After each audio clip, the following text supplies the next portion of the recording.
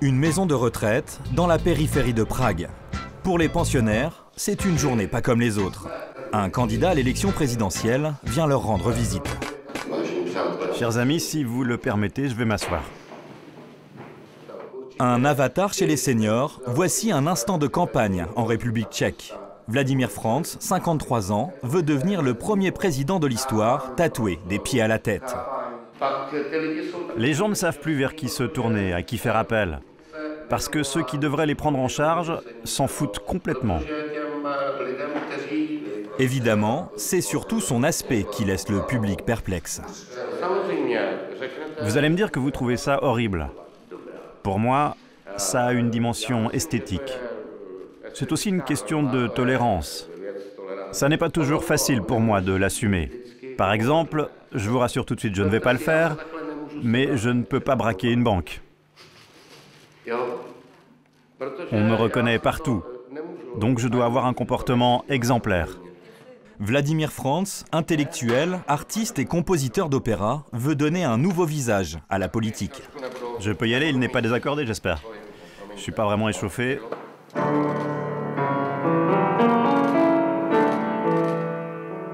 Le programme de cet ovni dans le paysage politique, une critique anti-système. La recette cartonne dans un pays plombé par les affaires. Dans certains sondages sur Internet, Vladimir Frantz arrive en tête. Et a priori, son charme agit même sur le troisième âge.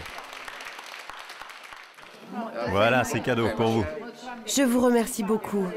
Vraiment, il est formidable. C'est un homme très intelligent, dans tous les domaines. Vous allez voter pour lui?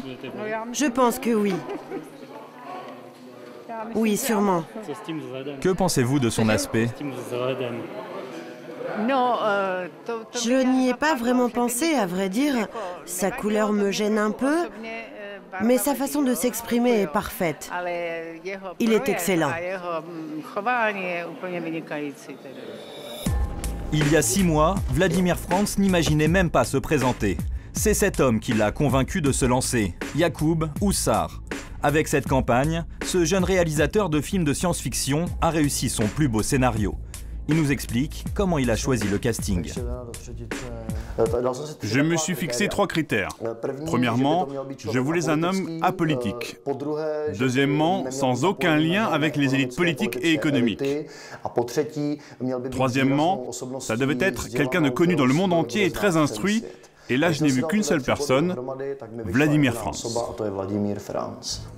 Tout a démarré cet été, avec la campagne Vladimir Frantz président sur Internet. Puis une tournée en République tchèque, baptisée le Tour de France. Succès immédiat, leur pétition a recueilli 80 000 signatures. Les gens sont très déçus par la politique tchèque et par la politique en général, par le principe de la démocratie non directe. Ils en ont marre qu'on leur promette des choses et qu'au bout d'un an, il ne reste rien, seulement de la corruption et des scandales. Corruption et scandale, résultat, l'image des politiques est désastreuse en République tchèque. En 2006, 2 hommes politiques de premier rang règlent leur compte devant des caméras. Avant de commencer ma présentation, permettez-moi de résoudre une affaire purement personnelle. Merci.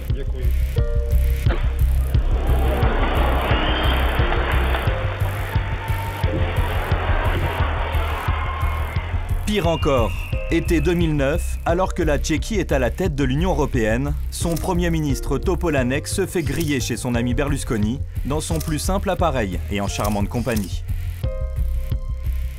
Moins d'1 an plus tard, habillé mais plus Premier ministre, il dérape devant la caméra cachée d'un magazine gay. Discussion de couloir aux accents homophobes et antisémites. Le ministre, Gustav Slamecka, qui est homo, quand il y a un problème, lui, il recule. Et ce Fischer, c'est un juif, ce n'est pas un gay, mais lui, il recule encore davantage. Il sera immédiatement évincé par la direction de son parti. C'est surtout les affaires de corruption qui expliquent le ras-le-bol des Tchèques face aux politiques. Selon un rapport d'une ONG publié en 2011, la Tchéquie est le pays le plus corrompu d'Europe, au même niveau que la Namibie ou l'Arabie Saoudite. Alors des petits malins ont décidé d'en profiter. Je vais vous donner à chacun un très joli appareil. Bienvenue dans le Corruptour, une visite guidée surréaliste des lieux symboles de la corruption tchèque. Le secteur de la corruption en République tchèque est exceptionnellement stable, avec une croissance très douce, ce qui crée de bonnes conditions pour le tourisme de la corruption. Un business florissant. En 10 mois, plus d'1 millier de touristes ont lâché chacun une vingtaine d'euros pour la visite. Pour commencer le circuit, petit tour dans le métro. D'après le Corruptour, il s'agit ici d'un système de corruption unique au monde. Vous vous trouvez au cœur d'une affaire très complexe, avec des ramifications partout. Investisseurs, constructeurs et juristes ont collaboré ensemble dans cette œuvre de corruption. En tout cas, sachez que sur chaque billet acheté, 15 centimes partent sur un compte dans les îles Vierges. Ici, c'est la maison d'un businessman très proche de Topolanek, l'ancien Premier ministre naturiste. Marek Dalik a été mis en examen pour fraude et escroquerie dans le cadre d'une vente d'armes. Il y a 5 ans, dans un restaurant de luxe, a eu lieu un dîner entre marchands d'armes. Dalik était là. Et selon les marchands d'armes, il leur a demandé 3 fois 6 millions d'euros pour la livraison de chars de type Pandour. À chaque fois que Dalik se trouve dans une affaire, on se rend compte que les contrats ont été surestimés. Des affaires que les Tchèques connaissent par cœur. Alors, quand Vladimir Frantz promet d'incarner le renouveau, ça marche. Ce jour-là, il tourne le clip officiel de sa campagne, intitulé avec humour Air France. Moteur, action.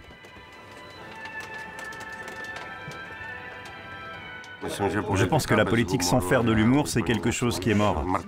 Les gens en ont assez des vieilles méthodes. Du côté des candidats issus du sérail, on ne rigole pas avec le tatoué. Miloš Zeman est un des favoris des sondages. Au départ, il voyait cette candidature comme une blague. Aujourd'hui, il rit jaune. Oh, le compositeur Frantz. J'ai pour habitude de ne jamais critiquer mes adversaires, malheureusement. Frantz, autant que je sache, n'est pas un politicien. Parce que pour être politicien, il faut être qualifié. Un diplôme sur lequel s'assoit le musicien. En Tchéquie, le président n'a qu'un rôle représentatif, mais selon lui, son élection aurait un impact fondamental sur le fonctionnement de la politique. Pour moi, le but, ce n'est pas cette fonction ou ce poste, c'est plutôt le chemin qui y mène. Si je suis élu président, je suis prêt à assumer cette immense responsabilité sociale, civique, politique et historique. En cas d'échec à l'élection, Vladimir Frantz promet de rester cohérent avec son programme. Pas question de créer un parti.